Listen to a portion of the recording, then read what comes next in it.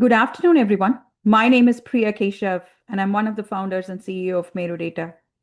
Welcome to our webinar on From Planning to Proof, Navigating the New CCPA Risk Assessment Requirements.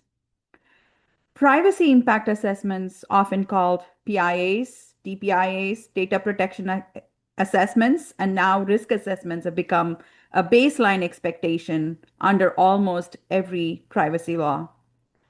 Most organizations have some form of assessment now, whether they're triggered during product launch or when you bring in a new vendor, or in some cases when you change how you collect and use personal information. What is changing now with the California risk assessment is California is adding a new level of rigor and accountability by raising the bar, by requiring business not only to conduct these risk assessments, but also to maintain them in a consistent, defensible way, and in certain cases, be prepared to report on them. In today's session, we'll focus on how to move from planning to proof when assessments are triggered, what strong documentation looks like, how to operationalize the process across teams and third parties, and how to build a program that can stand up to scrutiny without slowing the business down. As I previously mentioned, my name is Priya Keshav, and I'm one of the founders and CEO of Meru Data. At Meru Data, we simplify and sustain privacy programs for customers worldwide. We help companies operationalize privacy and build privacy by design practices. Previously, I used to be a managing director at KPMG's Forensic Technology Services in the Southwest US. I've spoken and I speak and write about trends in privacy and information governance regularly. Today, we also have Jennifer Sheridan with us. Jennifer is a founder and principal of JLSheridan Law, where she advises companies on technology transactions, intellectual property strategy, and data privacy compliance. With over 2 decades of experience as Silicon Valley technology attorney, including as a general counsel for multiple tech companies, Jennifer brings practical, business-focused approach to complex legal challenges. Welcome to the webinar, Jennifer. Thank you, Priya. I thank you for the invitation. I'm very excited to be here and to talk about this really timely topic here about the risk assessment requirements under CCPA. I thought it might be helpful to give just a brief history of kind of where we are here. You know, those of us that have been following California's Consumer Privacy Act, it started in 2018 when it was first passed, came into effect 2020. It was the Attorney General who wrote the first regulations. But then the big change happened with Proposition 24. Those of us that understand California proposition process, it's unique. That passed in 2020. And what that did was it created first the only state with an independent agency focused on privacy enforcement and privacy compliance, the California Privacy Protection Agency, that now goes by also the name Cal Privacy. And so in 2021, they built this agency. It was mandated with the requirement to draft the regulations rather than the Attorney General. And so it was a heavy lift for them. They had to form a board. They had to hire an executive director, hire attorneys to start that process. And with what we're going to talk about today, the risk assessments, we fast forward to 2023. That was the first draft of the risk assessments that the staff attorneys presented to the board for their review and discussion. And it took 2 years, and those of you like me have followed that carefully. I've gone to some of the meetings. There was a lot of back and forth, a lot of iterations. But finally, in July of 2025, those regulations were approved by the board. So now they're going into effect. As of January 1st of this year, businesses are required to be documenting their processing if, again, it reaches the thresholds of doing a risk assessment, which we're going to talk about in shortly. And I think the other date that probably many of you have heard, and this is what's really also unique about California, is there will be a filing requirement. Even the EU with GDPR does not have a filing requirement. A data protection authority can request a DPIA. Similarly, the other US state laws, which we're up to now, I count, not including Florida, 21 US state laws, Like Priya was saying, nearly all of them have some kind of assessment requirement. If I'm correct here, I think it's Iowa, Utah, and the new Arkansas that don't have a risk assessment requirement, but all the other states do. And also just a little bit of alphabet soup here that's very typical in our field here. I thought just so you can understand, there's very similar, but here they have some different acronyms. DPIA, those of us that have been working with businesses that have activities in Europe and UK, we're familiar with the DPIA under GDPR. Unlike California, we were the first on the block in the US to have a privacy law. We kind of used our own terminology. We didn't follow GDPR. So those of you practicing this area, you're familiar with controller, processor, that's GDPR terminology. We use covered business, service provider, or third party. Interestingly, most of the other US states have followed the GDPR terminology of data controller, data processor, personal data versus personal information. Pretty interchangeable, but there's some of that terminology there. Minnesota, I thought is interesting. They have gone for data privacy and protection assessment. One thing I think, again, maybe again, some of the confusion can happen when you say DPA. A lot of us in transactional work know that as a data processing agreement or data processing addendum under GDPR to basically legitimate cross-border transfers of personal data to the US. We're not considered adequate, so we need some kind of mechanism. And a typical one is a DPA that includes standard contractual clauses. So you have to, again, remember that to ask, which are we talking about there? I'm going to posit here that I think CCPA is going to become the most prescriptive. And with the filing requirement, maybe even more rigorous in some ways than GDPR. But I think, and other commentators have said this, that shortly we're probably going to see companies that have to think nationally. Excuse me, I take some water here. Are going to be looking to the CCPA standard first. And then depending on where your business is, you may again want to look at, if you've got a lot of business in Colorado, look at that, their requirements, or Connecticut. But as we will see when we go through this presentation, a lot of granularity, a lot of specificity as far as the process of what the California agency is requiring. Okay, you can go to the next slide. I just want to answer that. Yes, we will share the slide deck with everybody who is joining the webinar after the webinar. And that's a good point, Priya. I just want to mention too that there are some appendices that we're not going to go through in the presentation, but they go into more detail, and so those will be available to you when you get the slide deck.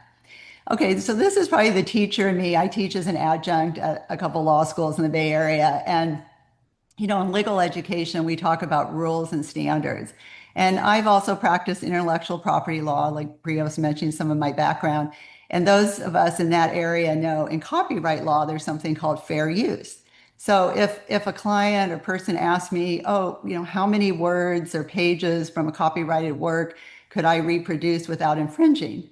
Well, I'd say it depends. We'd have to do a whole factor analysis. It's not a bright line rule.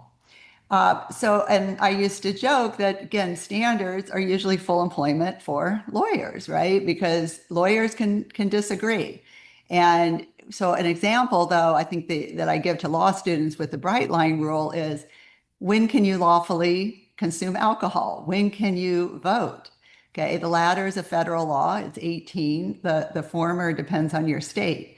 But it's a bright line rule. So any official or police person could ask to produce your driver's license. We can figure that out. Really clear. So the way I look at DPIA is as a standard. So I've highlighted this language here. What is systematic and extensive? What is large scale? Lawyers can disagree on that. Now, of course, on a spectrum, if you've got something really massive, you're into health data, that's considered very sensitive. A lot of data protection authorities take that very seriously. Yeah, you probably better be thinking about a DPIA even in smaller quantities. And then on the other extreme, if it's really a minimal amount, maybe you can make, again, as if the company can make a good argument that a DPIA is not required. And those of you that work in this area, like Priya was mentioning, PIA is usually, again, that's a good practice to be doing that as an introductory to decide whether a DPIA is required. But I'm just making that point that, again, there could be differences of opinion. Whereas the CCPA rule, and I'm looking here, we're going to go in more detail, but I'm looking at two of the triggers: selling or sharing personal information, cross-contextual behavioral advertising. Are you doing target advertising? If you're a covered business in CCPA, even if you have one customer you're targeting ads, you're in, you need to do a risk assessment. Processing sensitive information. If you are, again, a covered business, if you've got one customer, you're processing sensitive information, you're in, you need to do a risk assessment. So that's why my prediction is there's going to be greater compliance risk for businesses with CCPA.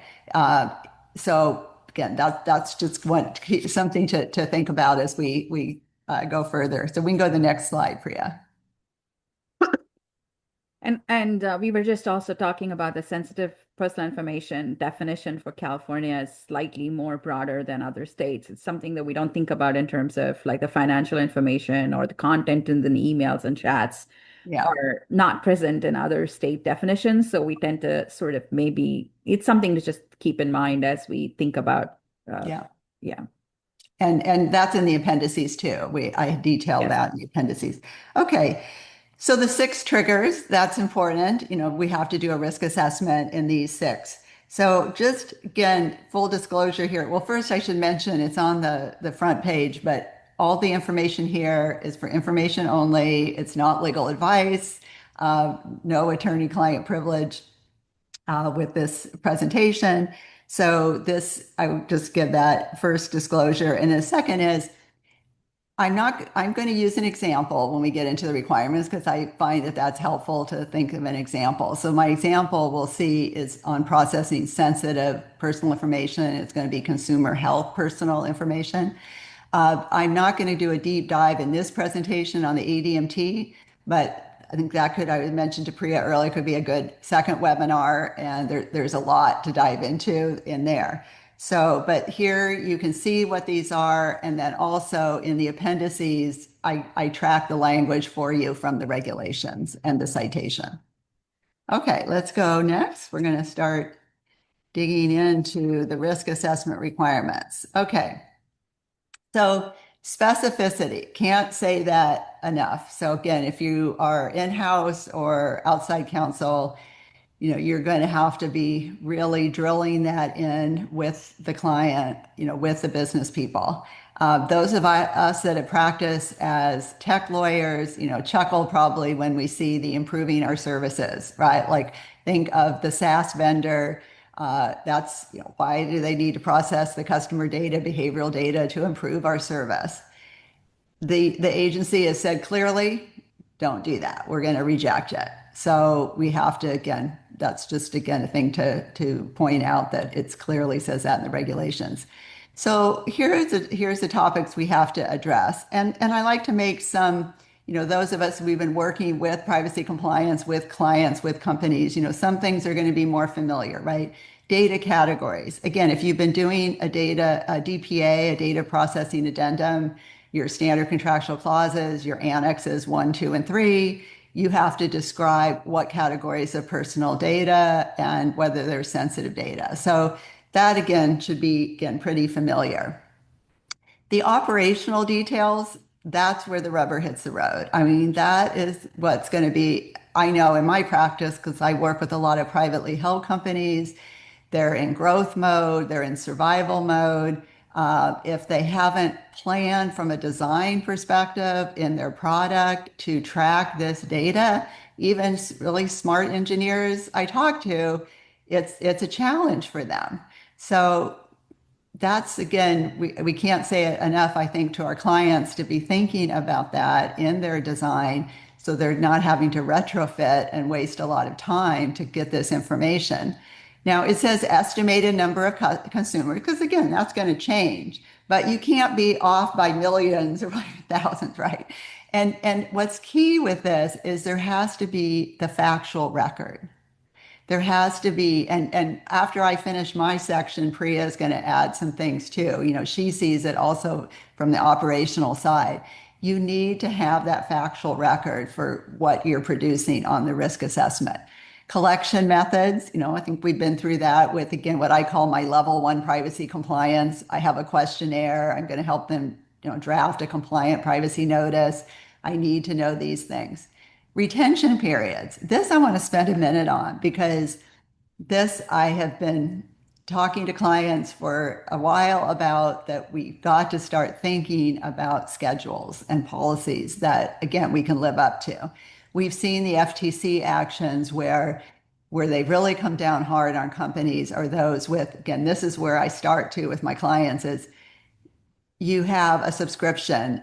Okay, any customer that their subscription is expired or terminated, they're no longer part of your business. We better not be holding on to their personal data or personal information. So I say to the business, you pick a time period, 30 days, 60 days. I think we don't have to pick, there's not a specific date, but pick something that's reasonable and you can live up to, that you can operationalize it. And again, you see that we can't be in the indefinite world. So that's something that takes time with your business people, that they have to really think through that of what makes sense. Service providers and third parties, that's again what I do in level 1 compliance, because we don't have to name them in the privacy notice, but a few states like Oregon, there's a few now. If the consumer asks, you have to be able to identify them. And also under CCPA, you have to have the agreements in place, right? You're not compliant as a covered business if you don't have the right agreement with the service provider. And if it's not a service provider, you still need an agreement with the third party. We saw one of the enforcement actions with Cal Privacy, a company I won't name, but very large public company, and they didn't have on the marketing side direct agreements with their agencies. So again, that's something that comes up also in enforcement. But again, that's something we probably are familiar with. Disclosures to consumers. Again, that's how, again, we're going to operationalize this, but we're going to have to, again, discuss this in the risk assessment. ADMT, again, like I said, for this presentation, I'm not deep diving into that, but again, that's going to be another part of the review when you're going through with clients to see if they are hitting one of the ADMT triggers. So I'll just finish this slide with, again, it says, provide a clear, specific description, explains why the data is processed and how the purpose is achieved. Let's go to the next slide, Priya. Good overlap with this. One of the things, again, we've seen this with the enforcement actions is thinking about the reasonable expectations of the consumer. There's been some enforcement there too, that it was found by the agency that the business was collecting more information than was necessary to meet the purpose and was beyond the reasonable expectation of the consumer. So I think this is a good exercise to go through, I think, to meet those requirements if you really dig into the categories of personal information you're collecting and thinking about why it's collected and how it's supporting goals that the consumer would find reasonable. And another thing I can't emphasize enough too, like when I talk to clients, is consistency. When I first started doing this about 10 years ago, I looked at what the FTC enforcement actions, and so many times companies got into trouble because they said one thing here and it was conflicted with something here. So you're going to have to think about your marketing material, anything that especially is public, is it consistent with what you're saying here in the risk assessment? So for this example, and again, this is informational only, again, no legal advice here, but I think it's helpful to kind of dig in and put on a hat like you are a consumer.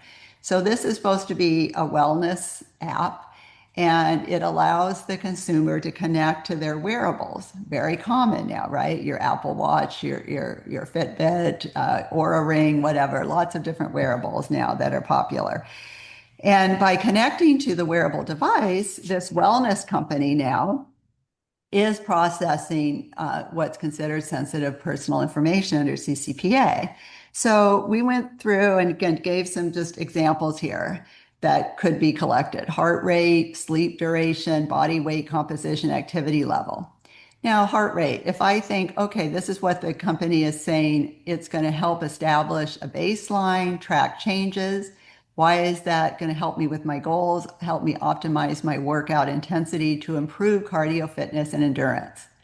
If you look at all the improved sleep consistency, achieve target weight, increase daily activity to reach step and movement goals, it all sounds, pretty reasonable to me as a consumer of why I would be wanting this wellness app and I would be connecting it to my wearable and letting them process this information. So, and I think it says here too in the slide, again, you could not just say improve wellness, right? Get very specific. So the takeaway is for each category, explain specific link between the data collected and the consumer benefit, avoid broad or generic justifications.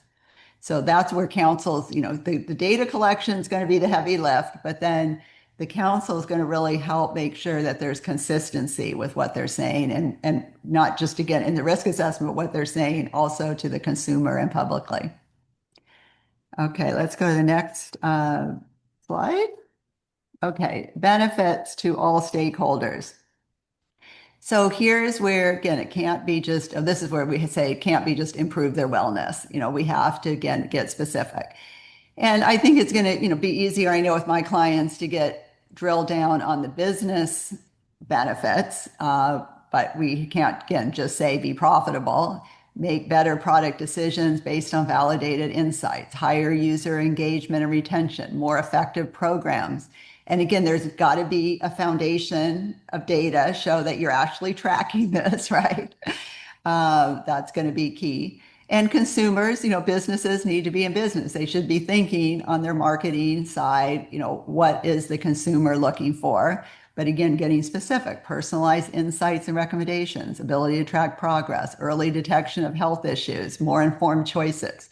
But again, making sure that that is supported by the factual record of what you're actually doing and what the consumer is actually getting.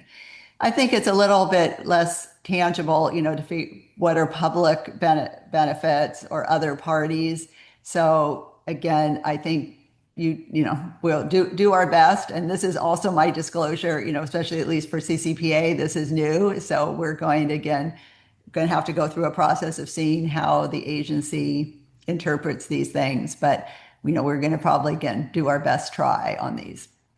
Okay, let's go to the next slide. Okay, so this is where, again, we're going to spend some time because and you can probably see the rhythm now, those of you that do DPIAs, the benefits, the risks, the mitigations, you're supposed to look at the probability and then how residual risk, go with that formula. So there's a similar rhythm here.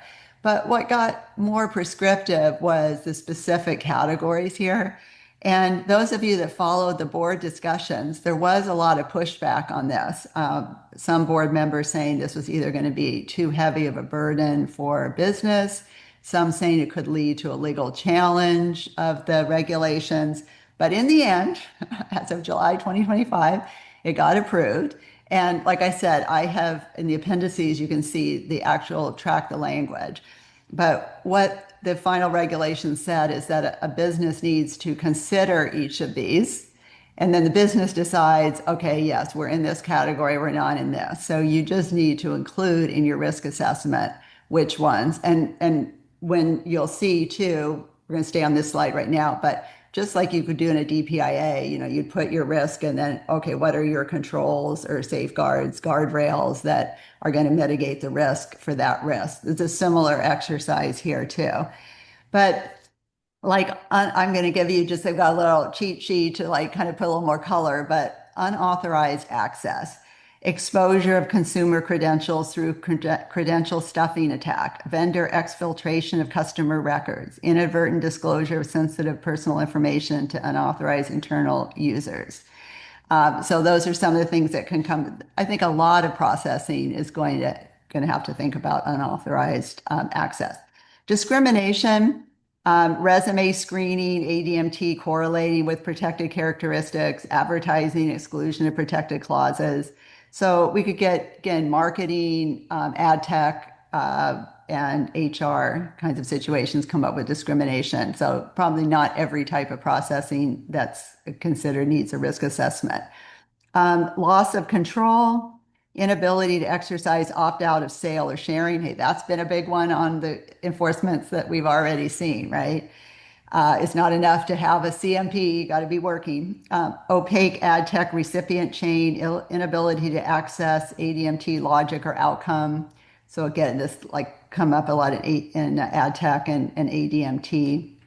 Coercion, conditioning service or employment on consent to non-essential processing, pressure on employees or family members to participate in marketing or AI training, so HR. Economic harms, denial of credit, housing, employment, or insurance based on ADMT output, predatory pricing. So again, could be in marketing and some of these sensitive areas where they talk about significant decisions. Physical harm, stalking enabled by precise geolocation. Yeah, I mean, that's a whole other category, geolocation, very sensitive. A lot of states are concerned about that. Safety risk arising from disclosure of presence at, again, like sensitive locations. Reputational harm, public disclosure of health conditions, sexual orientation, or union activity. So it could have HR, could have other ADMT, could involve that. Psychological harm. I think this is one that was a lot of discussion at the board, but distress from continuous workplace surveillance, anxiety from opaque ADMT decisions affecting employment or housing, harm to known minors from targeted advertising.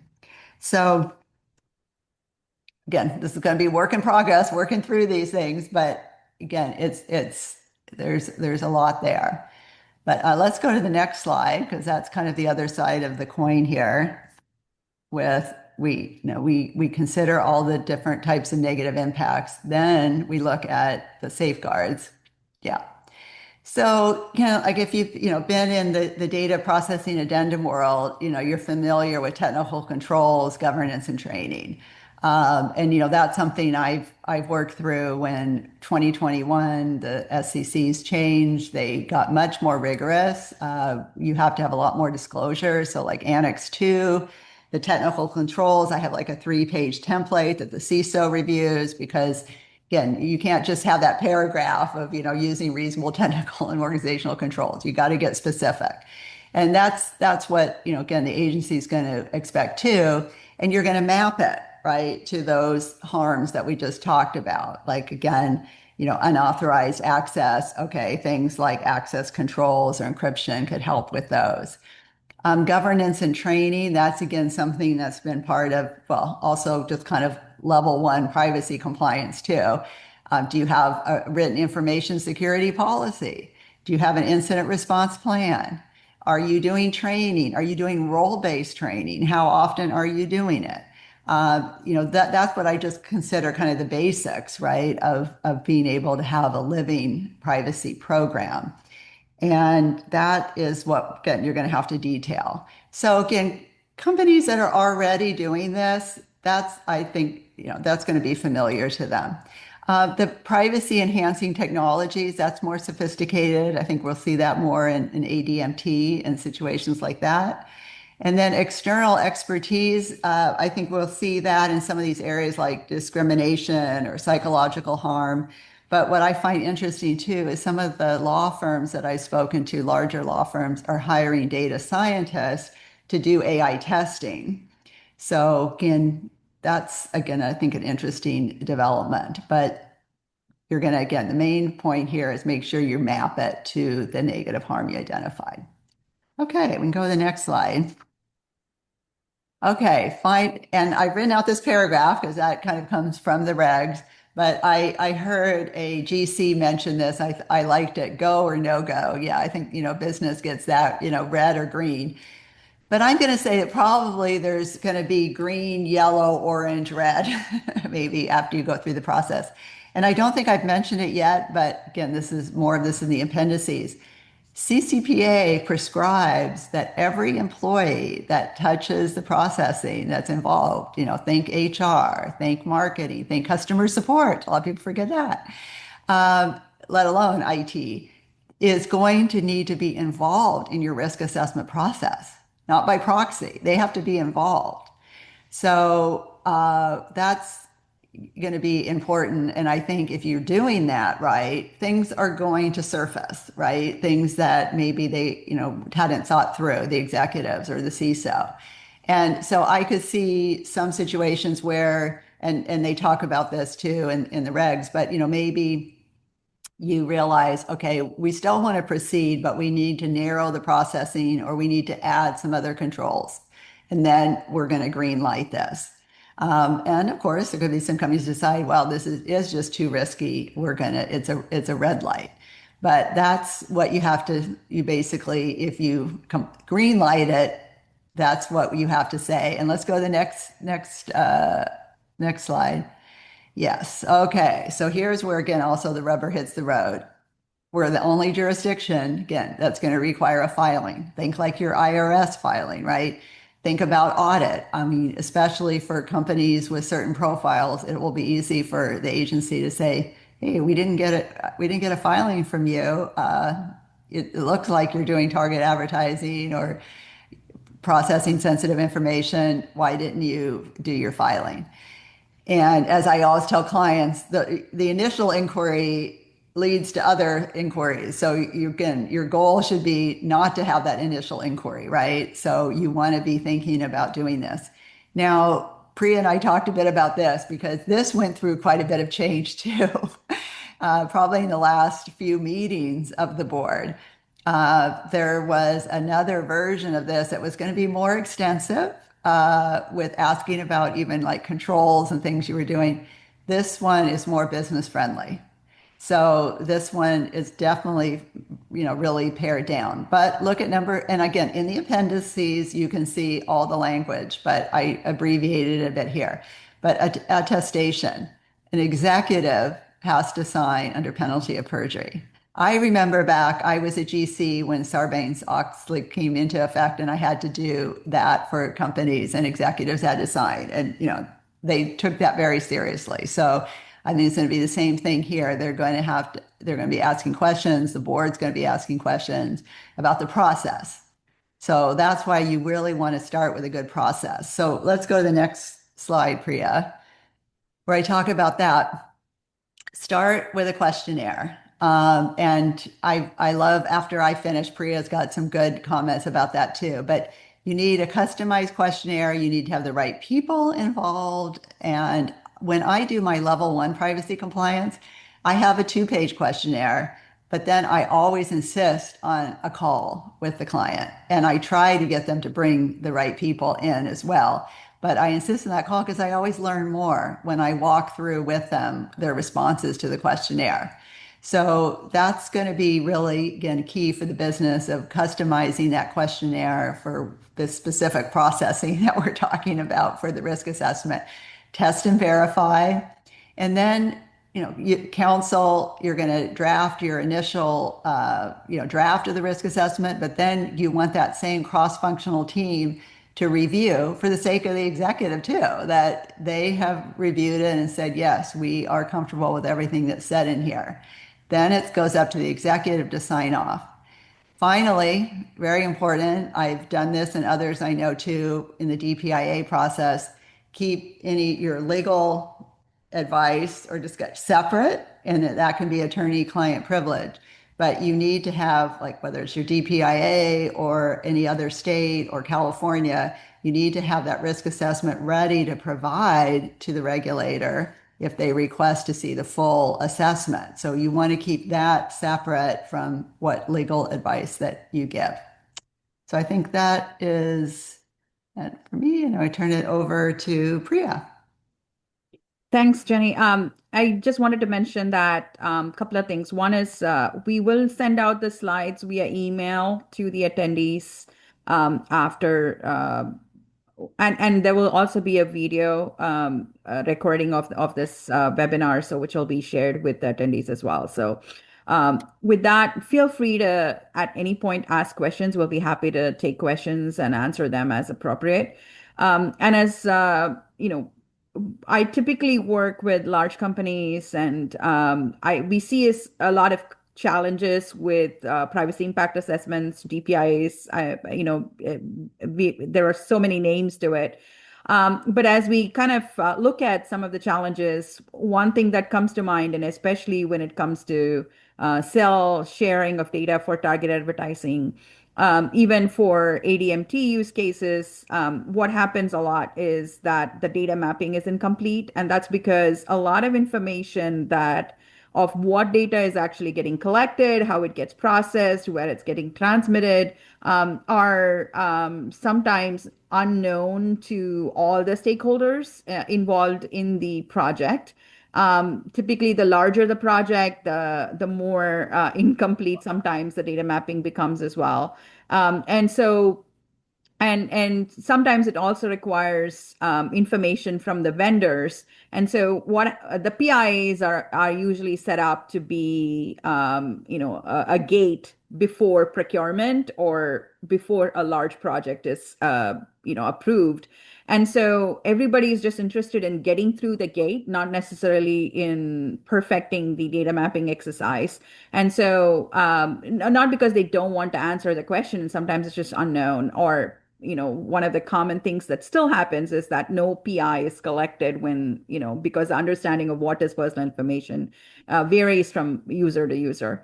And so that leads to obviously the assessment that is done based on incomplete data mapping or incomplete questionnaire always is also might not be accurate. The all the stakeholders are never involved because it's a gate before like I said, procurement or gate before project approval. So the person who's in charge of the project typically, provides the input for the privacy impact assessments. And so that means that the technical person who is actually implementing the solution or changes in design or changes to data storage and things like that happens post, starting of a project. Or maybe vendor input sometimes is missing from the PIA process. They tend to become check the box exercises. And when you have, like I said, I work a lot with larger companies. So when you have multiple product lines, multiple brands involved within the company, sometimes you go through the impact assessment for a particular solution may be tied to a product, but that same solution could be in place with four other products. And when you are actually, so the impact assessment sort of does not cover it. And when you're actually trying to turn over the impact assessments to the regulators, and that's when you kind of go through this process to see, because you're trying to, I've been in situations where you've had to kind of produce documents. And when you're actually producing documents, you end up noticing that the use case that you're looking for is probably not covered, even though the broader use case or an ancillary use case is covered. And sometimes, the objective questions are maybe answered, but the actual risk assessment is probably not yet completed. Because that may happen over phone calls and there are multiple phone calls. And so, none of that is summarized into your impact assessment documentation that you have. So these are some challenges that, may not look like problems till you actually have to start looking at the PIAs and start saying, okay, I have to produce these documents. And so that's when some of these challenges start surfacing. Similarly, like I mentioned, most, especially with targeted advertising, which is high risk processing activity in almost all situations. So the campaigns are sometimes you have long-term campaigns, sometimes you have short-term campaigns. Campaigns may be directed at certain, specific product activities. So it's never a single, granted,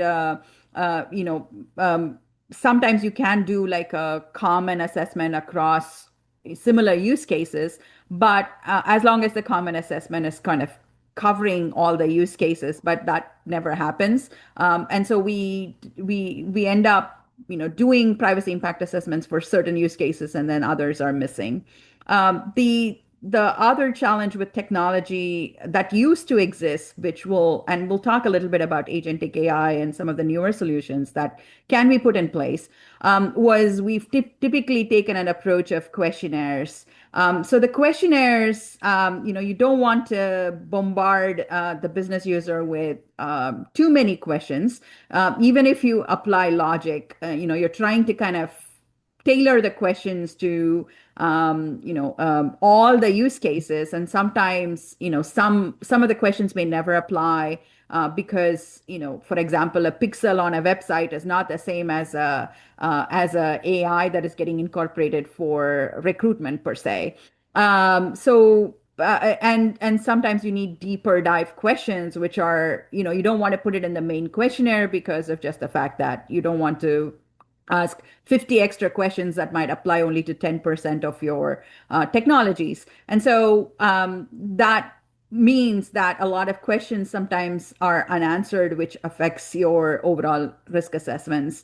And the other big challenge is also we're all short-staffed. And so we're trying to lack of clear qualified people who can do risk assessments, especially the level of depth that is required, as Jennifer pointed out, like, being able to identify all the harms and risks, being able to look at your controls, mapping the controls to these specific harms, and then doing that proper risk assessment sometimes takes time and effort and is not something that anybody can do.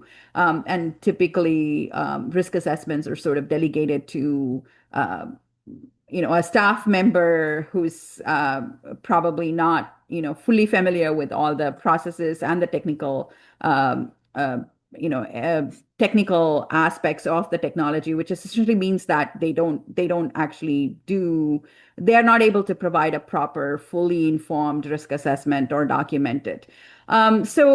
Which is, and the sheer volume of transactions, because there is new projects, new technology being piloted, maybe purchased, and there is tremendous pressure to approve them as fast as you can because that impacts business.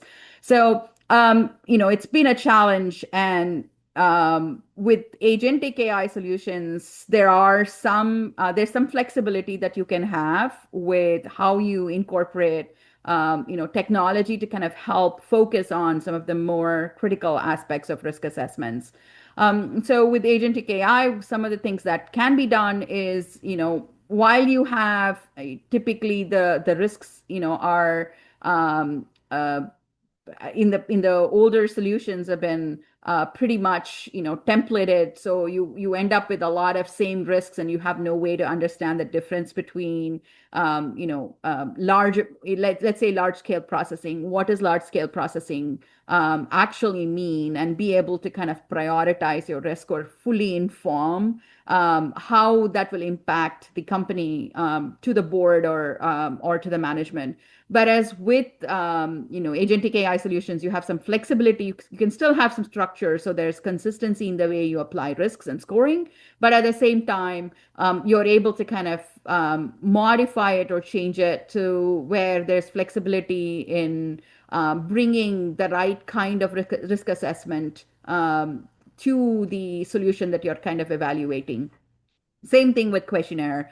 You don't have to have like 30 questions that are sort of standardized across all solutions. So you have the ability to kind of focus on what matters. If, let's say, if it's a pixel, you're probably going to just have 10 or 15 very targeted list of questions versus a recruitment tool. So being able to have a dynamic questionnaire and focus on the topics that are relevant, or be able to kind of drill down into a more deeper level of questions and assessments for, let's say, ADMT or some other complex, technologies that are being implemented is easily possible with agentic AI solutions. The other thing that also helps a lot is, instead of just asking someone, to fill out, a bunch of answers. You have the ability to connect to Jira, connect to Confluence, whatever tool that you may be using internally, or other project management tools. Be able to kind of look through meeting notes where some of the substantive answers, questions have been answered, and be able to summarize a impact assessment with all the data that can be that a human can then review and confirm via interviews with the business team. So instead of just asking them to fill it out, you have a filled out version that you can kind of evaluate to see whether it's accurate or it needs to be tweaked before you perform the risk assessment, which turns the solution around and it makes it much more valuable and more deeper as well, which today's LLMs are capable of summarizing information very nicely. And it can also not just look at internal documents, it can look at the privacy policy of the vendors or other disclosure that the vendor has provided and pull that information in as well for review as needed, if required, to be able to sort of understand how a particular solution has been implemented. So that's something that can completely change the way impact assessments are done if it's implemented properly. These, and of course, there's some benefits to workflow and automation, which has been in existence forever with the tools that are in the market. So obviously, as you need cross-functional teams to sort of engage and provide input, it's important to be able to kind of send them data or track progress or reminders and be able to sort of build that accountability and trail, which is possible again with the technology solution, and that makes it much easier than emails and phone calls to track them. AI is also able to sort of do a preliminary risk assessment that can be further reviewed and validated and approved.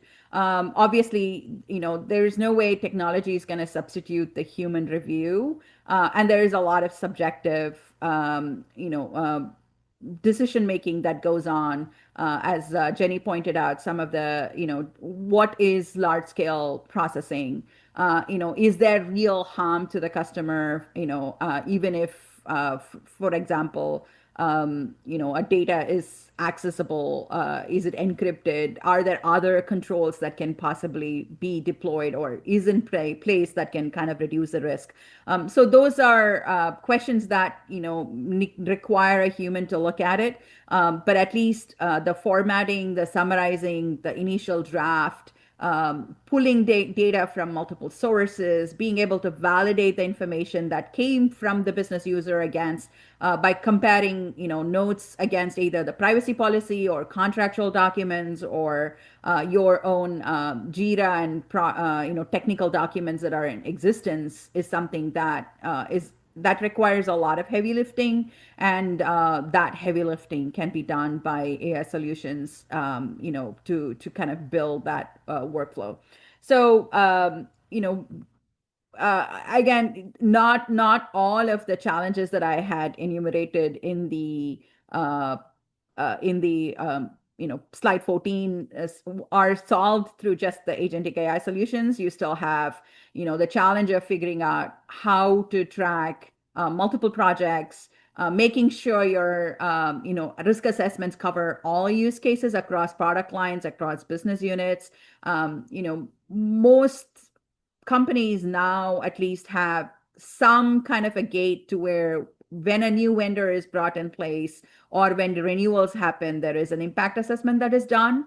But in between, when there is changes in scope or the same solution is kind of expanded or slightly tweaked, there's still a lot of gaps in being able to kind of surface them because and even with the engineering teams, the larger projects get the attention because you have gates, and so privacy can be added as a gate to the project approval process.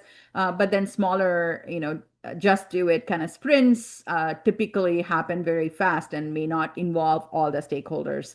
And then bringing, many times, sometimes you do a impact assessment, some things are decided, but then things shift and change. And sometimes those decisions are documented in a phone call and via phone call, and you don't go back and revisit the risk assessment documentation. So being able to kind of close those gaps is something that we should all still get better at.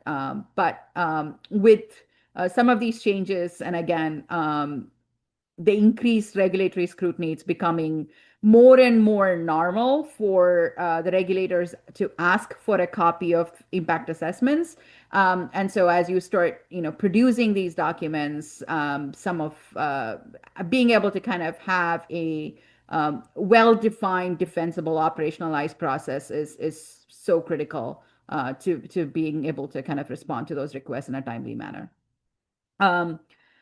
Jenny, do you want to add anything else to before? I mean, and of course, if you have any questions, feel free to. Yeah, a couple of thoughts because data mapping, data mapping, data mapping.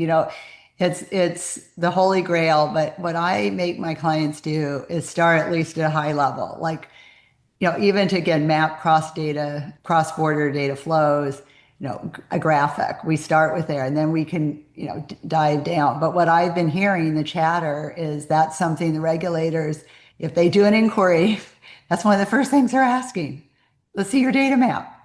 So you better have something ready to produce. And then just before we answer questions, I forgot I was going to give a shout out. I am involved with the California Lawyers Association privacy section, serving our members. And one of the programs we started last fall that we're doing again this fall, if you can come to the Bay Area, it's going to be in September at Berkeley Law School. We're doing a workshop-based format, very different than the speaker panel events, which, can be great. You learn a lot there, you network.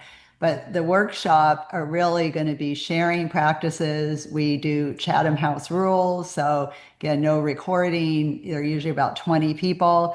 We have tracks. We have risk assessment. I did it last year with a colleague. I'm going to do it again this year, a risk assessment, probably in the HR area. So feel free, anybody, reach out to me on LinkedIn. Happy to chat and have a conversation and also tell you more about CLA activities. If I don't see any questions from the audience, so thank you so much for joining us on the webinar today. And Jenny, thank you for joining us. And My pleasure. My pleasure, Priya. Always love to do this with you. thanks again. Have a good Okay. afternoon, everyone. Bye. Okay. Bye-bye.